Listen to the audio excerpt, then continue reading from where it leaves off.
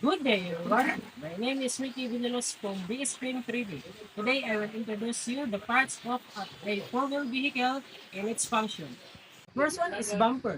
Located at the front and rear, they absorb impact during collisions and protect the vehicle body. Second is hood. Cover the engine compartment, allowing access for maintenance while contributing to the vehicle's aerodynamics. Doors provide entry and exit points for passengers and secure the interior when closed. Windows are visibility for passengers and drivers. Some are tinted for privacy and UV protection.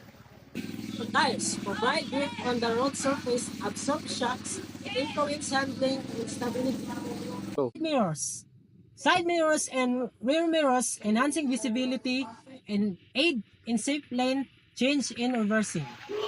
Grill allow airflow into the engine compartment for cooling while protecting the radiator.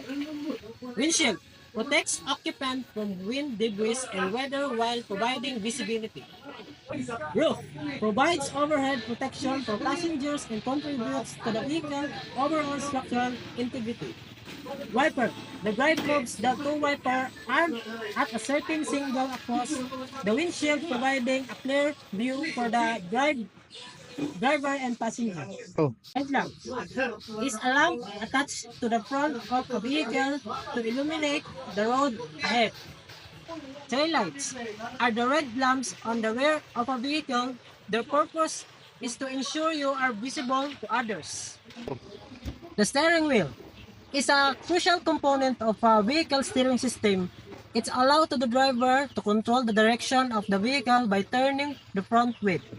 Seatbelts are designed to spread crash forces across the stronger bony parts of the body, including the shoulder, rib cage, and pelvis. Go. Thank you for watching. God bless and goodbye.